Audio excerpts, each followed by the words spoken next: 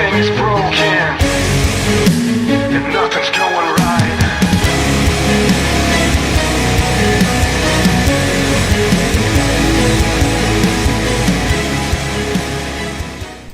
Hello and welcome to Basement Fodder, the only show whose host put the gun up on the screen and killed every one of those Duck Hunt ducks, and fuck what that laughing dog thinks.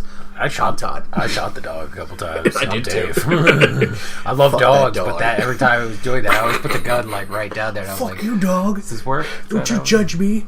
Those ducks are hard to hit. I haven't seen you catch any ducks, dog. Why don't you go fucking catch some ducks for me, you fat lazy whore?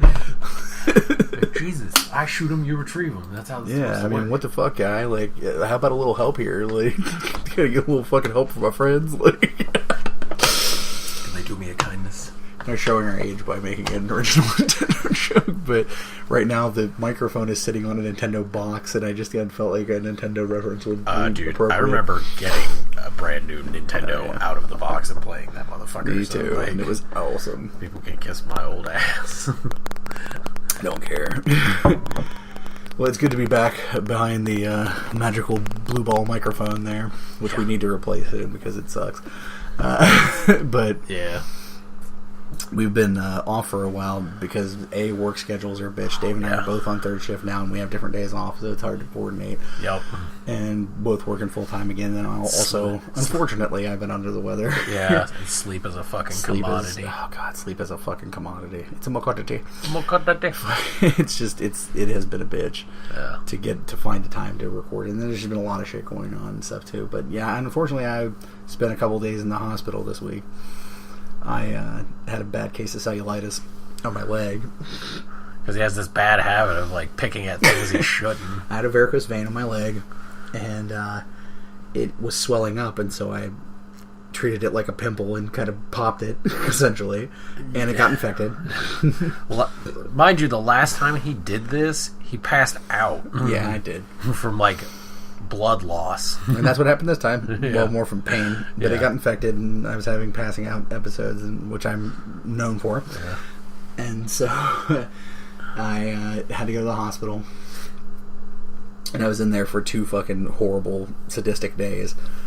And the thing is, like, you should never tell them shit at the hospital that you know will result in bad times. Yeah. Because, like, I've had this problem. It's called syncope, which basically means you just lose consciousness and you're not really sure why.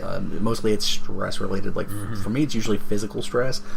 But it can sometimes be emotional stress or like mental stress or whatever, or it can be any number of things. There's also an element of it called vasovagal syncope, which can happen when you're shitting, which is hilarious. Like pressure from trying to shit can make you pass out. It would, considering how much I have to shit. Yeah. But so you can't tell them that you pass out because then it's a mystery and they want to know why. Well, the thing is, I've had this shit since I was about 20. How's it not in the file already? It is, but they don't. I don't know. Like every doctor takes it as like that thing where you tell girls you don't like blowjobs and they take it as a personal challenge. Yes. If I tell doctors not to. that I pass out, they take that shit as a personal challenge to try to figure out the fucking mystery. And I'm like, sorry, I'm here doctor. because my goddamn leg hurts. Okay. Sorry, Dr. Gupta, you're not going to figure out how I fucking... So I'm in there because my leg is literally swollen up to the point where it's like fucking bursting with infection, and they're not paying any attention to this whatsoever because they're really they're trying to be house and shit. Well, fuck you, like, I just want to go back to my house, so can you fucking fix my leg? And they also figured out that I was having some complications with my diabetes as well. That's neither here nor there, so It's got the pain. I'm stuck in there for 2 days, and the hate is very strong on day 2. Oh, yeah. The morning, because the night of day 1 into day 2, I was sharing a room with a man who was having a personal contest with himself to see how many times he could either cough or fart while I was trying to sleep. You were literally sharing a room with irony. Yeah. That's what it was. That's how I view it. Fucking, like, every 5 seconds. And not like a little fart, like a fucking safe cracker fart. Like, cow, cow, cow, cow. Just every 5 fucking seconds. And of course, when you're in the hospital, they can't actually let you sleep. They'll come in every 5 seconds to check this, check that, and some shit starts beeping and whatever. And if you move your arm too much because the fucking IV thing starts beeping. It kinked up. We gotta check that. I had this stupid fucking bed. Like, I don't know if all hospitals have these, but a couple of hospitals I've been in before have had these beds where, like, they don't want patients to get bed sores and shit or, like, lose mobility. So what they do is the bed is, like, made of these air bladders.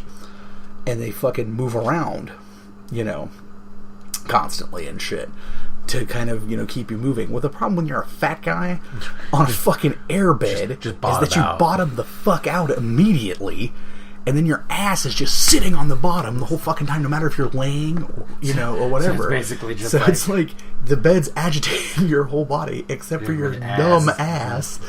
And to top that shit off, it was 1,000,000 fucking degrees in there too, because for some reason their air conditioning wasn't functioning properly.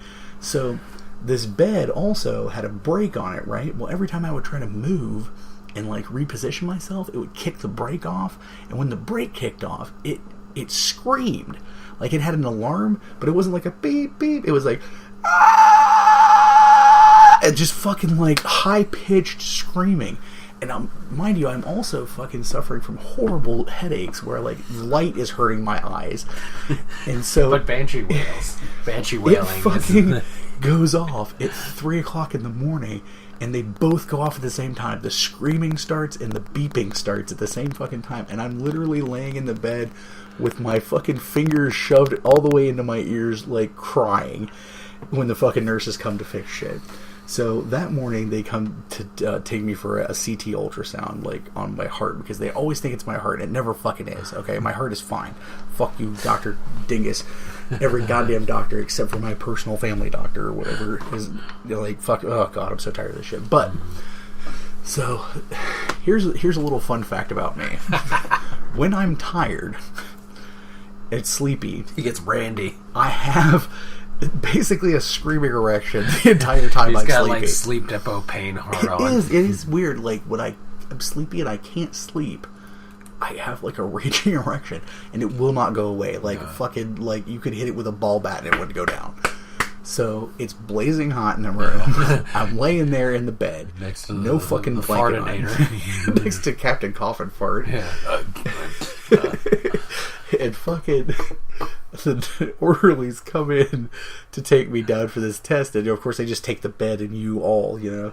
So they come in, and I'm laying there with nothing on but that fucking gown that just barely, you know, goes past your dick. Yeah. And I did not actually realize this at the time, because the Basement Beach was there with me, for solidarity and keeping me company and shit. But what she pointed out, which I was not aware of because I was very much out of it at this point, is that I had this screaming erection. Because her gown had rode up. My gown had rode up completely, and I had boxers on, but they apparently had decided to shift in such a way as my leg hole was very open. And so these poor orderlies that came to get me just got a full view of dick and balls and everything. Yep. Just fucking screaming, angry, sleep hard on. And the lady was like, I don't know, there was like a weird number of like Slavic people working there. Like, I don't know if they were like Yugoslavian or like Russian or something. They had that very like middle European accent. Oh, yeah. And she was like, oh, we got to put a blanket over you to take you to the hallways. I'm sorry, I know it's hot. Like, cover up the pee-pee. you tell me, like, hey, dude, your dick's hanging out. And it might scare the patients if we go wheeling you down the hallway with a screaming, angry erection. Yeah. So that was nice and embarrassing. That sounds hilarious. But considering the level of pissed off I was about being there, I wouldn't have cared. I would have been like, no blanket. Let them see. Yeah, look how hard it is. Stare, motherfucker. Look at it. Let them all see. Look into its eye and tell me. You know what you can do? Suck it. That's what you can do, you bastards. You try and make it not hard.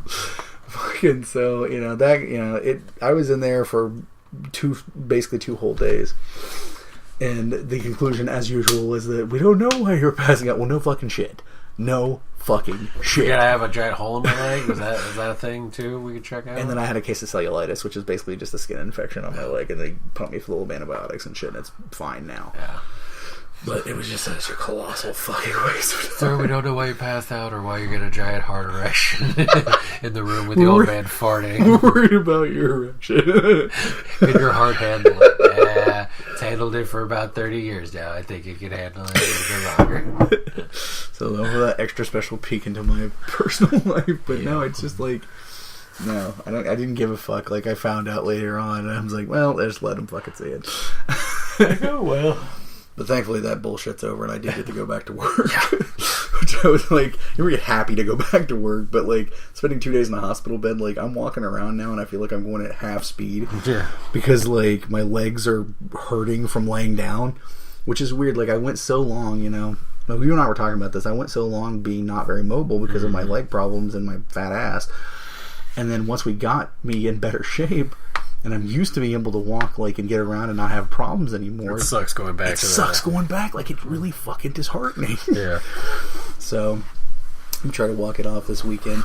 Yeah. Walk it off! As much as humanly possible. Yeah. Which should be super fucking fun to speak. I'll just go ahead and get this plug out of the way. Speaking of this weekend is Free Comic Book Day. Yeah. Free Comic Book Day at Packrat, and we are there. Well, I'm there. You're there. I'm going to be there. I'm going to have a bevy of basement beauties along with me because the basement babe, not the basement babe. I'm sorry. I wish Vicky was going to be here. The basement beach is going to be there, and also the Den Mother of Doom is going to be joining me as well. And when I say joining me, what I mean is they're going to be going and setting up and running the booth until I wake up. Because I'm coming home from work, trying to sleep a few hours, and then going in to participate, and then having to go back to work that night. Is she is she bringing the cave baby? No, Cave Baby is not coming. Oh.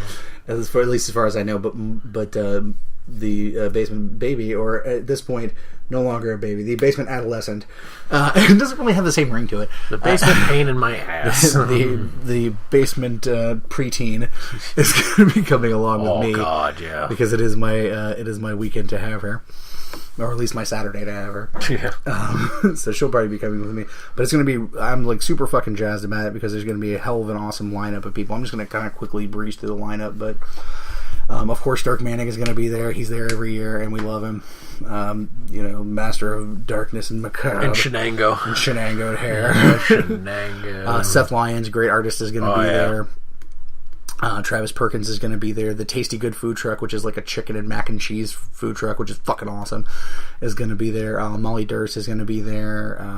Scott McMahon from All Yeah Comics and creator of Sammy the Squirrel is going to be there. Let's see. Aaron Birch is going to be there. Heather Burkell, Rashid Hill. And last but certainly not least, the man himself, Mike Watson, is going to be there.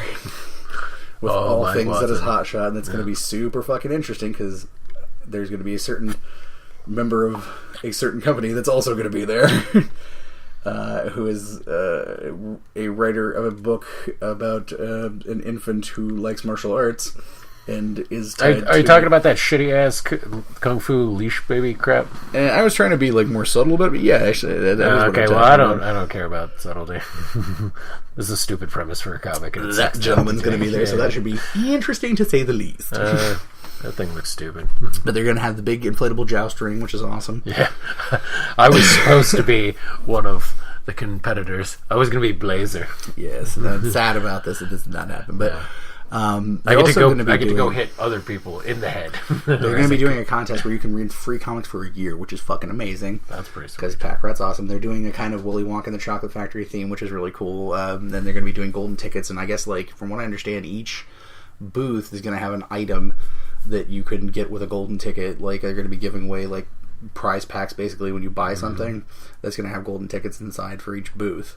Okay. Yeah, so there's going to be kind of something special going on there. And then also they're doing this thing, which I think is really kind of cool, called Quiet Free Comic Book Day, that's after the main show, that is essentially for folks who are not good with crowds or, you know, special needs and things like that. Yeah. That they can kind of come into a more calm environment and get, you know, the same kind of, get the free comics and get to see some of the vendors and stuff. So that's actually a really exciting thing and a really cool thing that I think that they're doing. Yeah. Get rid of all Because you they've loud-ass actually, motherfuckers. well, they've been doing a lot of work with special needs people and like having them come and work in the store. And I think there's like some special program that they're working with that. So that's really fucking commendable. I think. Because like whenever they have like the people, like, you know, whether it be like the media people or like comic creators and stuff like that, it usually generates a lot of people, and it's like, yeah, and like some of those folks just really can't deal with that, and some people are just not good in crowds. Like I'm not great in certain kind of crowds, so I get it. Stabby in crowds. Yeah. Did you send me that Kickstarter link? No, not yet. Okay. But yeah, that's really, really fucking cool, actually. I dig it. And I'm excited about it. I'm excited to see Dirk. I'm excited to see Watson. Even though I see him all the time, I'm still excited to see the motherfucker. Like that motherfucker. Because I love him. Love that little guy. I love little guy. Yeah. But I'm excited. We're going to have all of our brand new game prizes. Man, the game is going to be going strong because, man, the game really goes strong at Pre-Comic Book Day. Dave can attest to this. Like, it is a fucking... It goes over like awesomely. So yeah, I'm by really the time it's over, I literally want to bite a hollow point so bad. Cause make me crave the sweet taste of a hollow point. Yeah, because I hate all your children. Dave hates your children. Yeah, he won't listen to your podcast, and he hates your kids. I, however, might listen to your podcast, and I tolerate your children. He's the nice one. Nicer. But when it comes to those things. I'll just tell people their comics suck on my show. Wait, is that the first person I've ever said their comic openly sucks on my show? Yeah, we usually don't go into that. Write it down, kids. It's a history moment. Dave said a comic book sucked on the show. And for the record, that comic book was Leash Baby Kung Fu. And it sucks. Sucks dick. I don't even care what comic place it's from. It just sucks dick. I don't get the appeal personally, is what I will say about it. I don't either. God damn it, now you got me all giggly and shit because I just love your no fucks given. I don't care. I'm going to hit nerds and play D&D. That's like what's going to happen. Oh, that's right. Which LARP are you doing this weekend? Saturday I'll be doing DAG up in Fort Wayne, and then Sunday I have to wake up bright and early to drive to Cincinnati to play D&D. But I finally get to play 5th edition D&D. I've played it once before, but it was with a college kid. It was DMing, and needless to say, that wasn't like the bestest thing ever. So I finally get to really play it. Not the bestest. It was not the bestest thing. I actually lucked out, and like I had made a post on my page about really needing to play some D&D because it's been fucking years since I played a good D&D campaign. And lo and behold, my first ever DM hits me up and says, you know, like offers me a spot, and I basically jumped at this chance. He was like, you know, I live in Cincinnati and stuff, and I'm like, that's only like an hour away. It's fine, you know. Like they do it once a month. It's great. I'm completely okay with it. This is the guy that like I first ever played D&D with. Right. Hands down, one of the best like D&D DMs I've ever played with.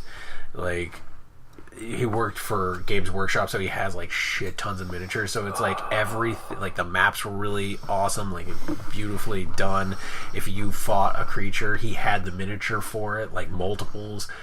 The stories were like massive and expansive. It wasn't just like, oh, you go from one town to the next and then back to that same town. It wasn't like Dragon Age 2. It wasn't a story arc? No, there was no. If there was, it was a well thought out story arc, and nobody died, especially not the whole fucking party. Yes. But no, it was basically a great time for me, and I get to go back and relive that whole joy of doing that again. So I'm excited for that. Yeah, that's totally fucking exciting. I'm glad for you. I will be missing you, of course. I'll be missing dressing up as one of the T-Rexes in fucking American Gladiators, small children.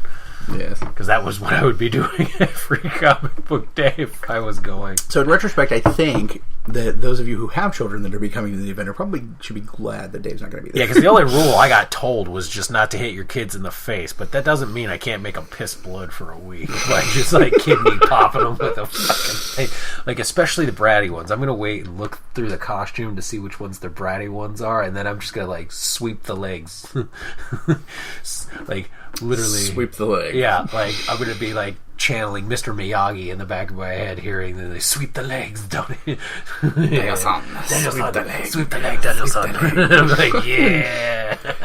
Your hatred for children is epic, my friend. I tell you, it's epic and impressive in its scope of meanness. You should ask the basement baby how it is, because like I take great enjoyment out of like waking her up abruptly and then be like, oh, are you still sleeping? Flip on all lights and be like, time to go to school. Yes, we do love that. I kind of get a kick out of that myself because I'm a little bit. I heard you guys cackling when I was doing it the other day. I just love the joy that you get from it. It really is super awesome. Oh, it is. I want to quickly mention that Free Comic Book Day is Saturday, May 6th, of course, 10 a.m. to 6 p.m. And then the quiet Free Comic Book Day, the Free Comic Book Evening is from 6 to 7 as well. And the description that they're giving for it, and I just want to kind of read this so it makes more sense, is sometimes the crowds can be too much for our sensitive friends. So this year we're starting our first annual quiet Free Comic Book Evening. Starting at 6 on Free Comic Book Day, we'll have our facilities open to those individuals who may struggle with noise and larger crowds that gather during Free Comic Book Day. We'll have a full supply of comics, the Joust Ring, Bounce House, and of course Willy Wonka will be there to help make it an extra special event. Not the Johnny Depp one. No, I think Jamie is dressing as the classic Gene Wilder version. You have to take pictures of it. There's going to be Oompa Loompas too, what I've heard. Is there going to be a girl one? Because if there's a girl one, you have to take a picture for me. I will do my best, but I really want to know why you want that picture. But you don't see that way. I don't. You don't see that many like chick. You will later be fapping to some weird fucking Oompa Loompa chick picture that I'm terrified of. No. If I want to jerk it to like chick midgets, I just look up midget porn. Well, that took a dark turn. So, anywho, but I want to, since we're in chill mode already, I want to mention that we'll also be at the Jim and Dan Comic Show May 21st. That is a Sunday, because those are always on Sundays, I believe. May 21st? Is that Memorial Day weekend? No, I don't think it's Memorial Day weekend. I was going to say.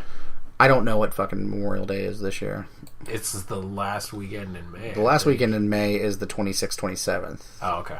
So, no, yeah. Yeah, that should be... This is going to be May 21st. Okay, cool. That one's 10 a.m. to 4 p.m. Beating up nerds that weekend, too. That one's at Wright State University Student Union in Dayton. 10 a.m. to 4 p.m. $5 admission. Kids 12 and under are free, and I believe the parking is also free.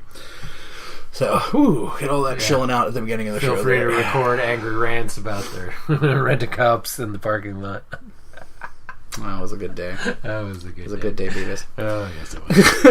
That was good times. Good times. So the unfortunate side effect of moving is not having cable, and so, like, those of you guys who, and I've heard this from a few people who liked our weekly kind of breakdowns of the DC shows and stuff, we've not really been able to do that because we're way the fuck behind. I stay up slightly on them, but I'm going to go ahead and say, like, I'm sorry for anybody else, but I've been really disappointed with The Flash this season. Yeah, I understand. Like, honestly, I kind of hate to say it, but I'm off and on disappointed with Supergirl, too. Like, some of the stuff they've been doing with her, as far as, like, a character stuff, I've been not too happy with. But, like, other stuff in the show has been really good. Yeah. Arrow's been really good. Legends was really good. I liked Legends and stuff. Legends, I actually did get to see the rest of the season because it's over now and they got it on Netflix, and I really did quite enjoy the full season of Legends. I think it's getting to be one of my favorites at this point. Hear that ski? Oh, sweet ski! Nothing like ski. I'm excited to see the Black Lightning show. Oh, that too. Yeah, I'm really fucking jazzed. Keep about talking that. about like where, when, all the the details of it and stuff, and we've come up with different theories of how it should work and how kinds of stuff. I personally think they need to have it in the Supergirl, continuum, just because of how they've explained how this is going. It makes more sense for it to be on her Earth than it does to be on the Flash and Arrow and shit. But that's just me, and we'll see what happens. I agree. I mean, if they're smart and they stick to their own continuity, I think they'll put it on. Yeah, absolutely. Kind of not leave her just an lurch on the other side of the dimensional rift. I also want to mention, if you guys are Flareverse fans, which a lot of you guys are, and we are too, I watched an amazing sit-down panel from the Pele Television Fest that they have every year with a lot of folks from the Flareverse. It was a lot of the producers were there, and then also Stephen Amell and Katie Lotz and Brandon Routh and I can't remember his name who plays Martian Manhunter, but he's there. Yeah. Grant Gustin, who just recently got engaged. Yeah, and Candace, what the fuck's her name that plays Candace Pat. Yeah. That plays Iris. Iris, yes, thank you. God, I'm just really fucking blank right now. Hey, it's 9 o'clock in the morning. I just got to work 2 hours. Yeah, I was gonna say we're doing really well for this. But no, like it's really fucking awesome, and they give a lot of insight and talk about a lot of stuff. Well, they had fucking Kevin Smith, and they had Kevin Smith as a moderator, which makes it a billion times better. And he actually had the fucking epic jersey that he was wearing. You know how he always wears his hockey jerseys? Yeah. Well, he had one that I think was like literally custom made from him, but. I think most of his are well, yeah, custom but made. like a lot of them he sells, but this one I think was just like a personal one because like basically what was on it was like a storyboard frame from a Supergirl episode that he directed. Yeah, he did the one where his daughter was in it. Yeah, and like fucking, it's like a storyboard drawing of like Supergirl and Alex behind her, like and shit, and like in battle mode, and it was badass and fucking awesome. Yeah, because I was gonna say, I think Melissa Benoist is on the panel as well too. Yeah. Very good. And it was really fucking. It's about an hour long. It's totally worth watching. Yeah. Like if you're really hardcore into it, well, even if you're not, it's a lot of fun to watch too. Because like watching the interactions and stuff, and it's kind of like a little behind the scenes sort of thing, which is always super fucking cool. And if you're a Kevin Smith fan, you'll enjoy that too. But no like mind blowing revelations or anything like that. But it's cool to see people talking about the shows and all that. And speaking of shows, the news about both Titans and Young Justice. Go ahead and talk about that because that's really fucking interesting. So we all heard about a year or two ago about the supposed Teen Titans show that was in production or was supposed to be in productions at TNT. Then, of course, it got fucking crap. Yeah, they spooked on it and stuff like that because it's TNT and they've got so many hits, mega hits. They just need to pass up on that. They have too many old guy cop shows too. Yeah. Frizzoli and fries. I mean, I don't know. Frizzoli's with fries. Yeah, but needless to say, that was gone, and so that was a bummer.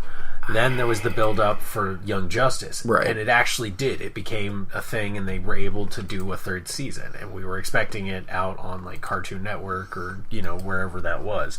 There was even talk about it possibly being on Netflix. Like I think it was going to be like Cartoon Network, Netflix joint thing or something. Right. Well, then they kind of dropped a bombshell, and they released the name for the third season of Young Justice, which is Outsiders. Which is interesting because you and I both read the Outsiders comics, and it was like fucking great. And then they talked that the Teen Titans show, Titans, is actually going to be happening. But the caveat to this is that both of these shows will be lead shows on the DC's own digital service that they're going to be doing. So, like, kind of how the Star Trek Discovery is going to be on, shit stains, whatever fucking service. Shit stain service. Yeah. DC is doing their own all DC stuff, digital service, and these are going to be their two like mainstay shows: is the live action Titans, and then the third season of Young Justice, Outsiders. Right. So. They haven't said anything else as far as like casting, who's gonna like what other shows are gonna be on there. I believe all the voice actors from the original Young Justice are all coming back. Like there's been no changes on that. But as far as everything else, it's kind of like it was just a bombshell that they dropped. And Jeff Johns went on to talk and say that apparently they knew months in advance before TNT even said they didn't want it, that TNT was gonna pass on it. So did we. Yeah. I thought this was gonna be stupid to begin with because it was like, I don't know, I think the golden age of TNT stuff is past. Like they used to make they really only good fucking shows. want to make old guy cop shows. I don't like what the fuck, like the retired police squad. Yeah, I have no fucks for TNT these days unless it's a fucking Castle rerun. Yeah, which we love. And I found the Derek Storm comic book. Yeah, that was so fucking great. bookstore. But so that's for all you DC fans and people that wanted to see a Titans live action Titans show and the third season of Young Justice. You'll have to subscribe to the service. But I mean, if you like DC enough, an entire service of this is happening. Yeah, I'm getting it. It's like it's going down. Since we're talking about TV stuff, I want to mention some of the stuff that we've been watching lately, because there's been some really fucking quality shit that we've kind of stumbled onto, and some not as quality shit. I want to talk a little bit about Powerless. We talked about it a little bit in premise, like before it came out.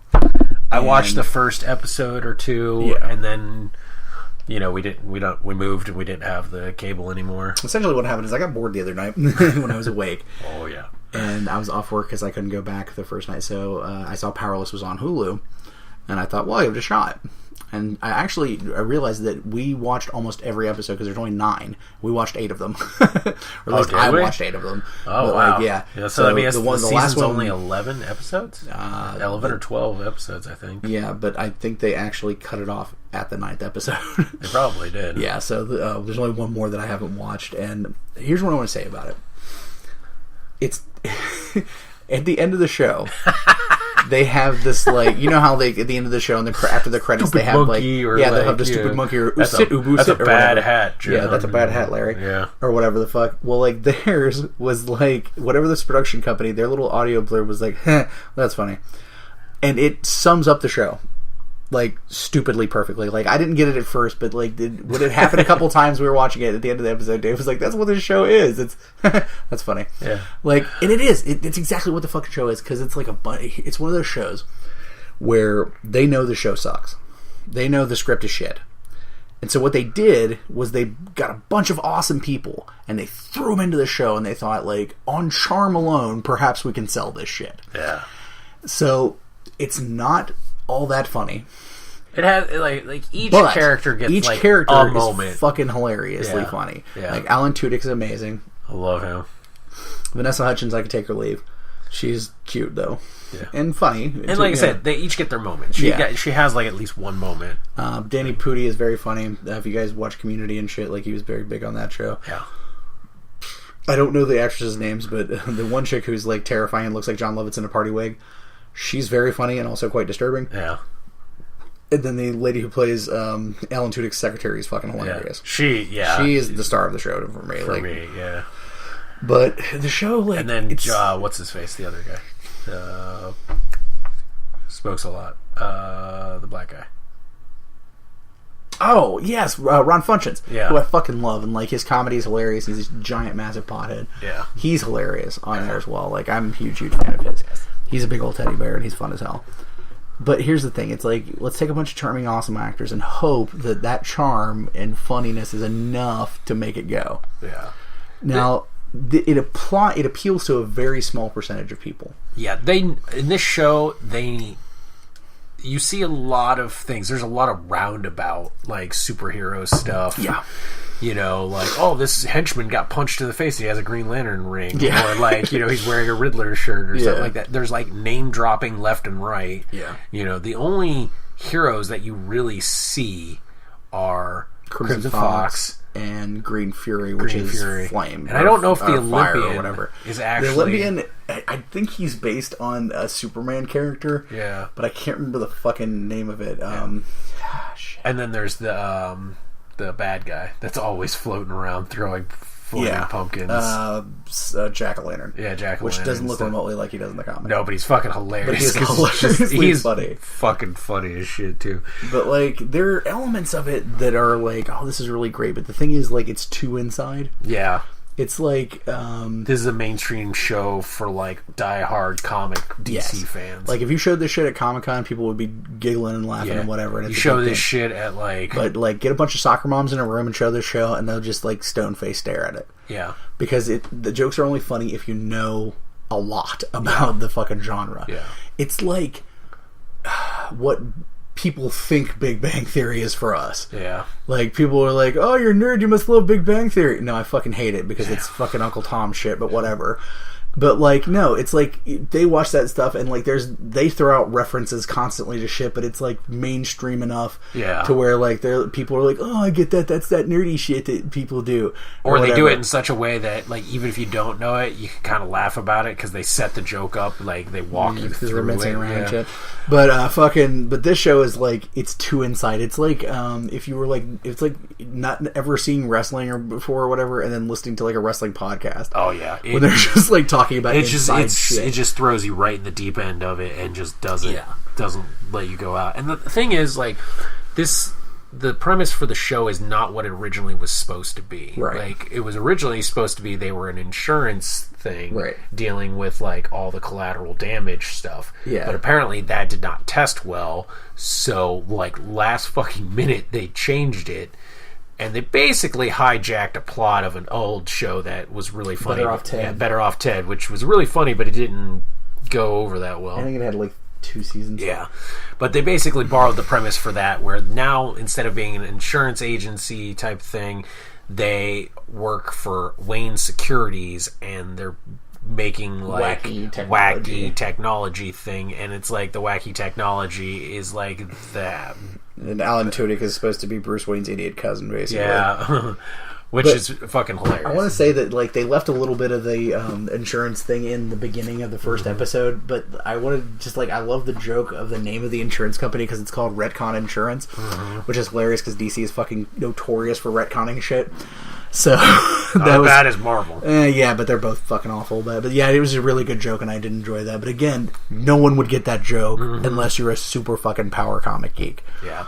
So this is the problem with the show, and this is the reason why it's getting shit canned, probably. That and the fact that the scripts really aren't that great. Yeah. I will say also that I do love, like, the Crimson Fox thing, nothing really. The design looks nothing like the character whatsoever. And if you didn't tell me that was supposed to be Crimson Fox, I would never fucking know. But then the next hero that they fucking show up, me and you, I'm like, isn't that Fire? And they're like, well, no, they call her this. And I was like, no, that's Fire. And then we looked it up. And actually, it is one of her alternate names from early on in her career. But yeah, Green Fury, who's played by Natalie Morales, so I'm a huge fan of, from a great show called The Middleman from a few years ago, that if you've never seen it before, look for it because it's fucking awesome. She's beautiful, and she's a really good actress. And she's got, like, this really sublime comedy about how she delivers her lines and stuff that's really good. But there's a lot of little great shit. Like, there's a Starro, like, visual gag in there, and there's a lot of little great visual gag things. The Batarang thing. Alan Tudyk in the Robin costume. Alan Tudyk in a fucking rubber Robin suit, which is fucking disturbing. That's fucking hilarious. If you like Alan Tudyk, watch the show. Oh, God. It's like Alan Tudyk at his best if you comedy. Like, it's like that for any of these actors. Like, if you like Ron Funches, watch it because you'll love it. If you like Danny Pudi, watch it because you'll love it. Like, but it's not strong enough. Like, the premise isn't strong enough, and the scripts aren't strong enough to carry it, and it's too inside. But, like, all the people play their characters beautifully, and like to the best point. It's like great characters, shitty story. Yeah, and it, you know, and honestly, Vanessa Hudgens is a little weak as a lead. She really is. That to the point I don't even really think that she's the lead. She's like, to me, she's the co-lead with the chick who's the secretary for... Her story's much more interesting. Anyway. She is. She's so much better. I love her. Well, it's like Pinky in the Brain. But what it comes down to it is, would you recommend it? Now that it's on Hulu and you can watch all 9 episodes, yeah, I would recommend it to watch and, like, make your own... If you're a comic geek. Yeah, if you're like a super comic geek like we are, you will find joy in it. You know, or you like those actors, and you can, you know, deal with the inside stuff enough, I would say watch it and make your own opinion on it if you like it or not. But, I mean, as far as, like, it getting a second season... It's not happening. And, like, what it is and stuff, unfortunately, I think it was just... Like, I tell you what, if that DC Network thing you were talking about happened...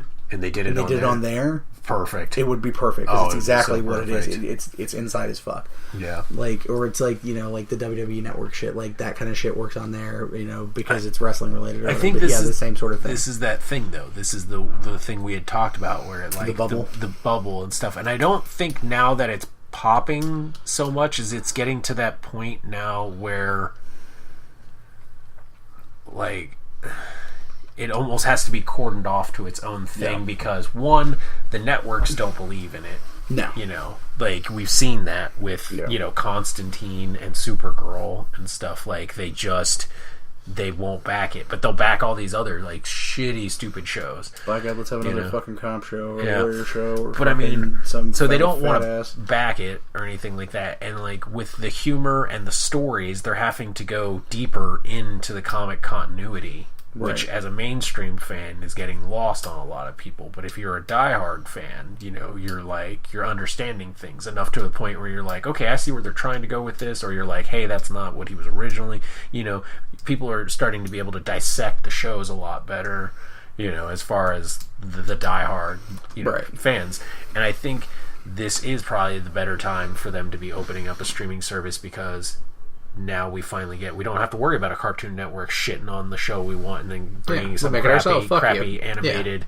I lost a great Green Lantern and Young Justice to a stupid ass fucking Batman show that, like, in the scope of Batman shows was probably the dirt worst. I mean, that 3D CGI one, that was the terrible. dirt worst. Hell, I lost Brave and the Bold for that shit too, and that fucking show was amazing. That show was fucking amazing. That's what I'm saying. It's like DC has been coming up with really good ideas for really solid shows, and so far the only network that's really been with them is because they basically own them is the CW. Yeah. And you know what? You look at their numbers, and for their network, those shows are thriving. They're doing very well. So much to the point that CW has gone against their own words multiple times. Yeah. They weren't originally going to pick up Supergirl. They did. They picked up the rights for Constantine, put it on the Seed. The Seed has now 2 animated fucking DC shows, Yeah. Vixen, and they're coming out with the which one was the other one? The Ray. Mm-hmm. Their first like openly gay, character, and they just basically picked up the idea, because I think Fox was originally going to do the Black Lightning thing, and then they basically I don't know if it was Fox or one of the other ones, but they backed out, and the CW picked it up and was like, okay, and that's because Fox is doing shit with Marvel. Yeah. Yeah, I mean, they still have Gotham, but like, yeah, they're just that doesn't count. Yeah. Fuck Gotham. Well, I don't know. People are excited because this season, where like the other season was like Rise of the Villains, this is known as like the Rise of the Heroes, and apparently they're going down the route where Bruce starts to do all the stuff to become Batman, and I'm like, so he's 15 now. Yeah, like, yeah. and is he going to be Batman? No. Is he ever actually going to be Batman in the show? Fuck no.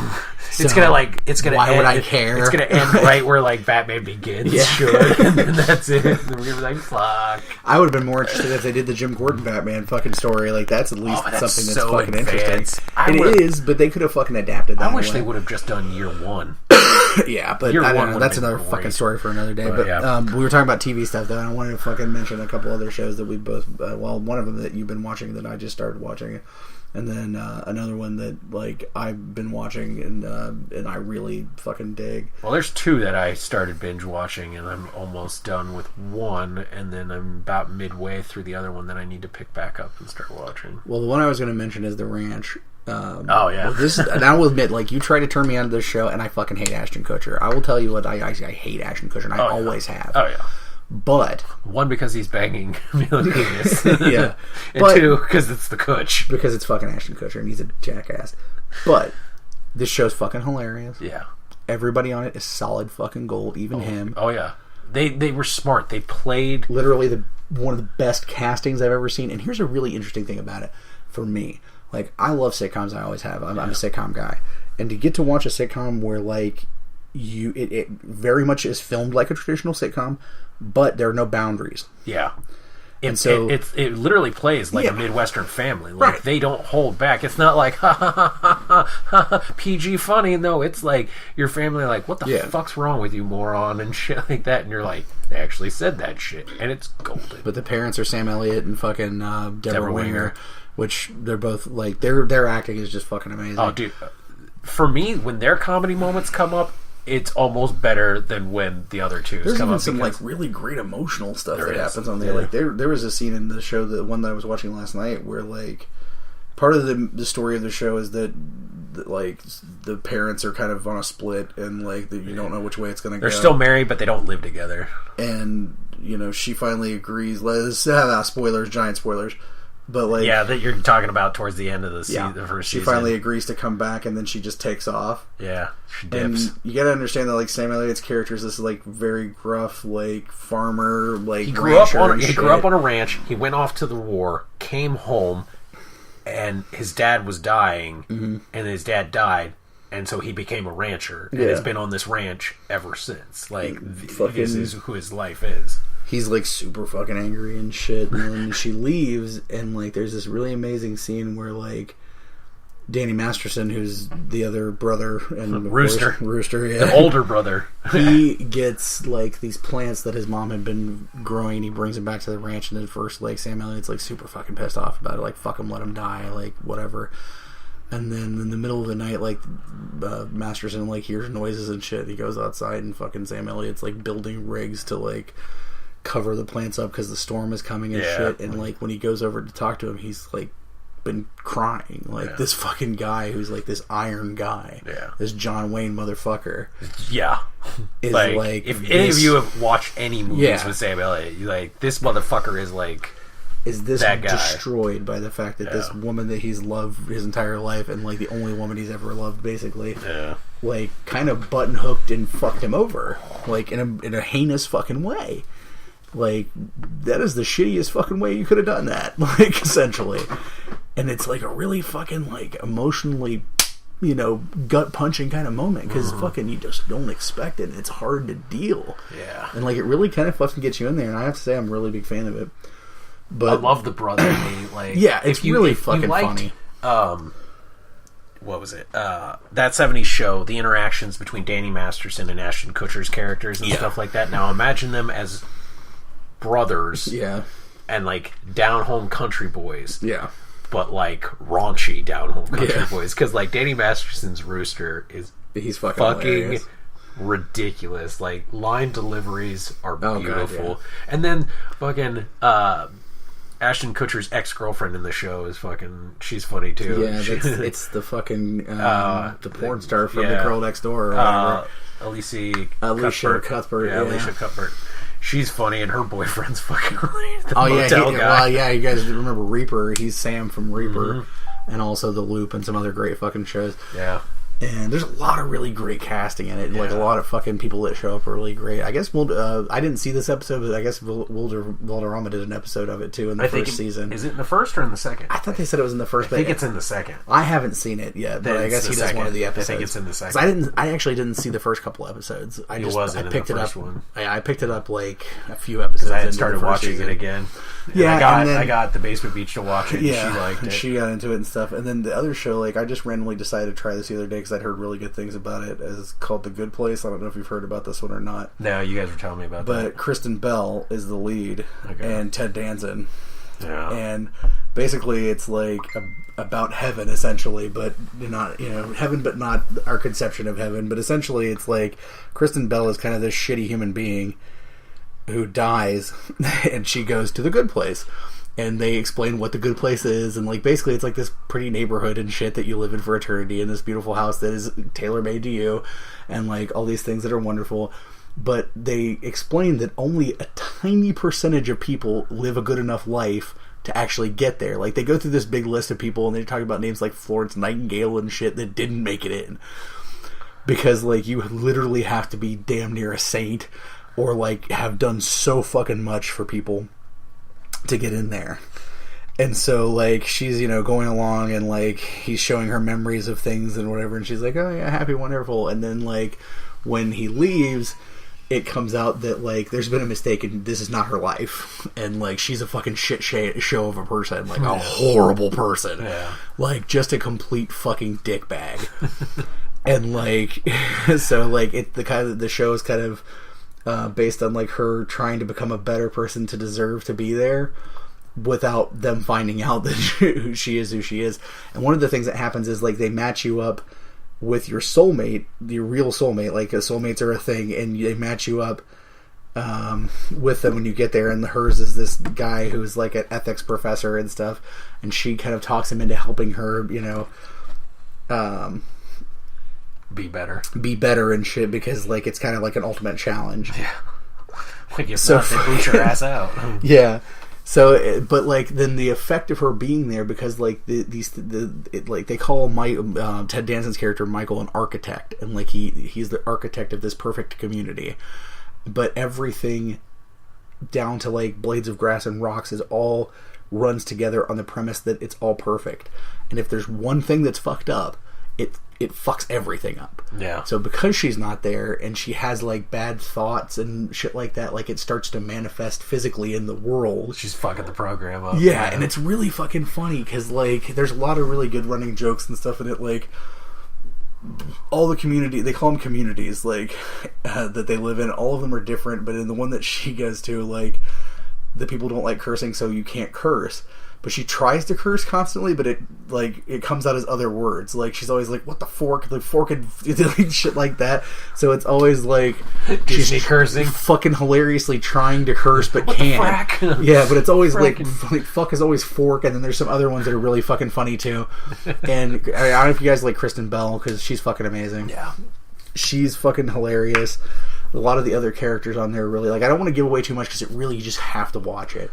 But all of the first season is it's still going on, I think. But all the first season is on Hulu right now, and I cannot fucking recommend it strongly enough. Ted Danson, if you like Ted Danson, this is a very different part for him. Like he's playing like this architect character, like who's never been in a human form before. So there's a lot of little funny things about that. That he's about like him becoming like manifesting as a person and shit. Because he's essentially kind of like an alien, not alien, but angel. Is what I mean. And then, like, there's at some point, like, the people from the bad place show up, and I don't know, Adam Scott is one of them. Yeah. And the bad place is basically populated by demons that are douchebags, like Euro trash douchebags, basically, like the worst fucking people. Like they all look like they came out of a Kesha video. Oh god. It's fucking that sounds awful. Glorious. I cannot recommend it highly enough. Like I really have been power watching it because it's fucking hilarious. But both of those I'm super into. And then also I picked up Shannara Chronicles with you. Yeah, I was gonna say that was the one that I'm on the last episode is the Shannara Chronicles, which that actually was really cool. I like the premise of that. And then the other one is the sci-fi Winona Earp. Yeah, I watched a couple episodes of that with you too, and I really enjoyed it. That one's really good. It has a good mix of like... It's interesting. It has that kind of like... The best way I could describe it is if you like Supernatural and you love that kind of like Southern rock, like Supernatural thing, this is like more Southern. Like this is like Western Southern. This reminds me if you took Supernatural and crossed it with like Lost Girl. Yeah.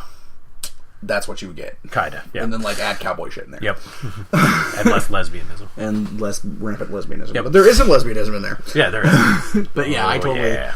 That, and, like, I did not realize how awesome the premise of Shannara Chronicles was until I sat down and started watching it with you, but I don't care what the dead mother says. Yeah. I'm sorry. I don't know where acting schools in New Jersey come from, and I tell you if you can, in New Jersey. In New Jersey, or, the shores, she likes to call it. As we like to call it. But Manu Bennett is fucking amazing. He is. Like, I don't he know is what her problem vastly always on one of my favorite lists of actors and stuff. His characters and how he portrays them and stuff. It's like... I'm a fan myself. So. I love how he reads lines. It's his voice. It's his mannerisms. Some people could say he chews up, like, fucking scenes and stuff like that. But I'm like, A, understand the character, and B, understand how the characters he plays. Where it was when he was in Spartacus. He was G in Spartacus. Or because he was Crixus, or in fucking him as Slade Wilson in Arrow. Oh god, yeah. Or fucking this one where he plays the druid. He fucking is such a fucking character that like is there. Like every scene he's in, you don't ever feel like he's a background character. Like he's just that powerful, and it's really cool. It's different as far as like fantasy mixed with like post-apocalyptic, but not so overwhelming. Oh man, it's a like really good mix of it. Yeah. I enjoyed the fuck out of the episodes that I've watched of it. Season 2 for sure. And then I found a show that I really enjoyed. The second season is coming out May 5th, which is The Kingdom on Netflix, which has a lot to do with Saxons and Vikings. And it was a really good show. I've heard good things about that one, too. Yeah, it's really cool. His sword's awesome. Well, we're getting slightly short on time, so I want to Dangerously close. jump into Kickstarters of the week, because we haven't done that in quite a while. Fuck no. You've got one. I'll let you do that one first, then I've got a couple of Okay, so the one I have is applies to all you nerds as far as like gaming, tabletop, usually D&D, Call of Cthulhu, anything like that. There's a Kickstarter called the Adventurers Kit. It's by Tabletop Artisans. The Adventurers Kit is a beautiful carrying case designed to fit everything an RPG player would need, and it doubles as a play area. We're talking like your dice. It has a dice spot for just random dice, then it has a dice spot for your favorite dice. And it has cutouts based off what type of die it is, too. There's spots for your cards, there's spots for your books, spots for your character sheets, cards, miniatures where you can get the foam to put them in so they don't get damaged or anything like that. Now this goes along with like Wormwood and the other types where it's like it's artisan level nerdery. So like I know when you go on here that you are going to be paying a pretty price, but if you are a die-hard gamer with the money to spend and you like quality stuff, this is something you'll definitely enjoy. Right now, it has 18 days to go. Their goal was 5,000. Right now, they're sitting at 35,800. So they seem to have made it. I think they might be good. But there's all kinds of different things on there that you can go. You can basically fully customize your kit how you want it.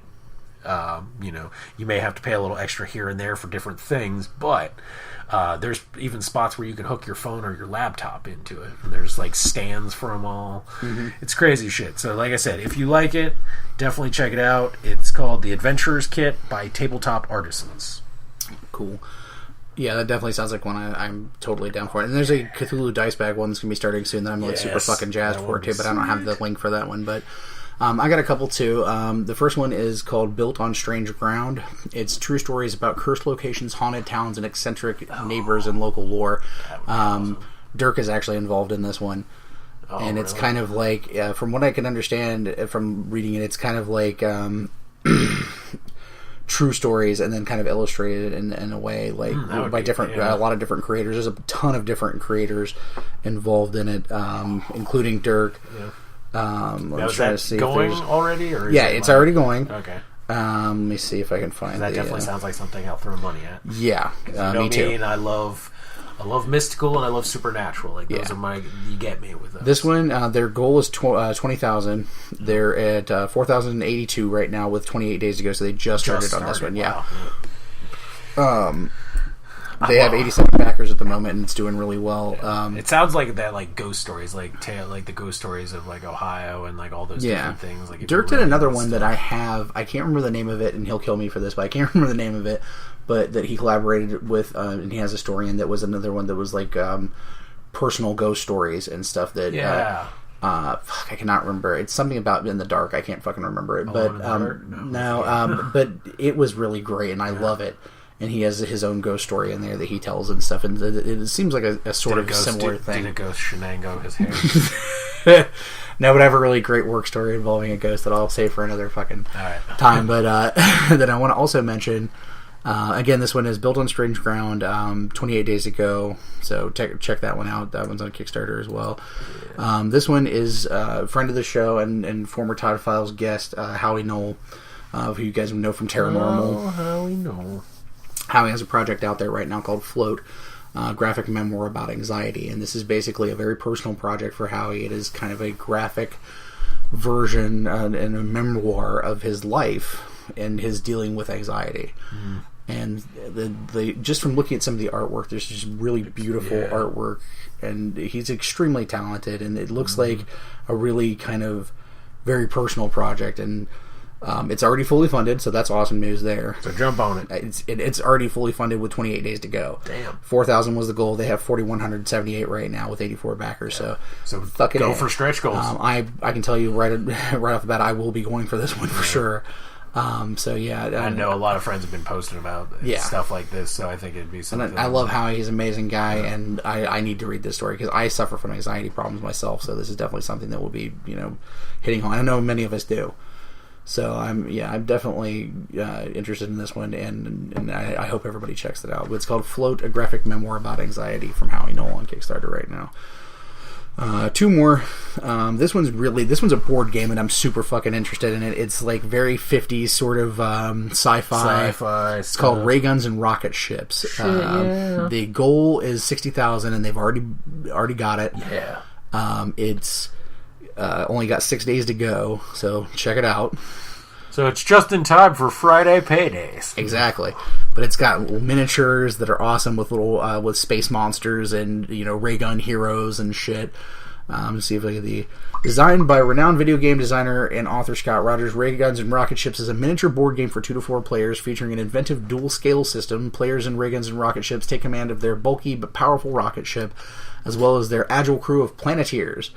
Players will need to think strategically and plan ahead as their rocket ship's movements must be pre-programmed. Luckily, any poor decisions on the rocket ship scale can be quickly adjusted on the crew scale.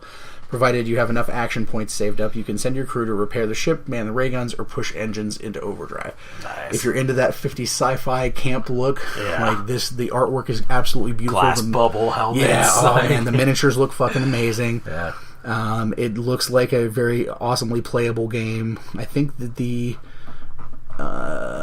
least expensive buy-in to get the actual game itself is $70, which when you see it is well worth it. I mean, for a lot of games, look at this. This is the you guys of course can't see this, but Dave is seeing it for the first time. Wow, this is fucking extensive as hell. This is a big fucking board game. As being like people that have checked out a lot of these different board games, and I own a bunch of these board games, between 60 and 80 is the usual price for a decently well-built, well-stocked board game, not like your fucking Parker Brothers crap. No, this ain't your fucking Sorry. Like this is the one of like Sorry was fucking awesome. House on was it House on the Haunted Hill or whatever the fuck? Yeah. Betrayal at the House on the Hill. That kind of board game where it's a big, extensive fucking board game. We're gonna start trying to do like a board game night. So if you guys have any like suggestions for cool board games that you guys have played that are not too crazy in the rules, I will state that because Todd is not like Todd rules. is not like super like complicated, rules heavy. intricate rules. Yes. We've tried to play some Cthulhu based stuff, and it doesn't really tend to go over super well. But Betrayal at the House on the Hill went over like gangbusters. I'm willing to try that game again. Which one? The one that you're talking about, the fucking the board game. Oh yeah, no, but we'd have to. It's just really, I need to fucking whatever. The last one is called The Bobcat. It's an Old West sort of myth and legend story. The goal on this one is 12,500 with 7 days to go. They're at 45.75, so it's a little dicey. They're not quite halfway there with 7 days to go. Yeah, but I really love the artwork in it. It looks gorgeous. I'm a Western guy, so I like Westerns. So if you're into Westerns and mythology sort of tales, I like Westerns where fucking Native Americans aren't just getting shit on. Yeah, it looks really fucking. That looks really cool. Kind of interesting. It's kind of werewolfish. Yeah, it does. But I would definitely check it out. I haven't read too much about it, but it's definitely interesting looking. So you can check that one out and kind of get an idea on there. There's a video and everything as well, but. That one, again, 7 days to go. So, the Bobcat. Still in time for payday, folks. The Bobcat. So that's everything for Kickstarters of the week. I know we haven't got to do that in a while because of the time constraints and everything. But because of everything. Because of everything. But I'm excited. I'm excited for Saturday, even though I have to get off work and go back to work in that same night. So that's going to be interesting sleep-wise, but I'm excited about it. Free Comic Book Day is awesome. We love everybody at Packrat. They're fucking amazing. They put on an epic show every year, and they never fail to do a great Free Comic Book Day. So I'm super fucking jazzed about that. I'm ready to go. Ready to get her done. Ready to never go back to the hospital again, because fuck the hospital. They can kiss my ass and stare at my screaming erection. Is it shilling time, my friend? It is shilling time. All right, well, that Saturday night, I'll have a drunken erection. There ain't nothing wrong with that. Nothing wrong with that. Until I slam it in the door. Yeah, oh, God. On accident. Well, if you like what you heard today on the Basement Fodder podcast, you can, of course, find our family of shows at our network home of digitalnerdage.com, and you can find us on our website at thebasementofdoom.wordpress.com. You can find us on social media on Twitter and Instagram at Basement Fodder, and on Facebook under a myriad of different places. Just all of them. Todd of Basement Fodder, Dave of Basement Fodder, Todd, Dave of Basement of Doom, the Den Mother of Doom, the original Basement Babe, the Basement Fodder podcast, the Todd Files, and It Came from the Queue, which we will, I promise, do more episodes of soon. Yeah, if you want to contact us on there, and of course, if you're ever in the market for custom action figures, you can find me at Titan Trap Customs on Twitter and the Facebook. Facebook. Das Facebook. Das ist Facebook. Das Facebook. I will mention that when we mention these 9,000 different Facebook pages that we have, the only ones that ever get updated is Todd, Dave, and Dave Basement of Doom. Yeah, pretty much. So... It's the ones that we personally are like, all right, exactly. So I wanted to mention all that shit and get it out of the way. I'm glad we got to record. I've been itching to do it, and like hopefully we can get back on a regular schedule here soon. But if you guys did not listen to the last show, you suck. We got a lot of great feedback about that show. If you didn't listen to the show with Mike Watson, where he gets to tell his story about the rise and fall of his time at Legacy Rising. Betrayal. I can't stress how much I recommend this show. Those of you who are Todd Files fans and you're like, if you're one of those people who've messaged me a million times and said, where the fuck are the Todd Files coming back? Listen to this show. Yeah, this is like a lot of our guests used to refer to the Todd Files as like a college course in making comics. That's what this show is. Yeah, this show is a Todd File show, straight up, with a little bit of us. This one though is a cautionary tale. This is anybody who is making comics and is new to comics needs to listen to this show. Yeah, that glitter and shine, it can still be there, but you got to be aware of what's behind it. Yes, absolutely. Yeah. So please, go out of your way to listen to this one. I don't usually try to stress stuff like that, but it really, I think, is an important show to listen to for sure. But that's going to wrap it up this week from the theoretical Basement of Doom, which no longer exists. Let's call this the Breakfast Nook of Doom. We finally got our breakfast nook. If you could see where we're sitting right now, you would understand why I call it that. We're sitting in basically a tiny kitchen table. I mean, the Basement of Doom still exists. It's just my bedroom now. It's a state of mind. Yeah.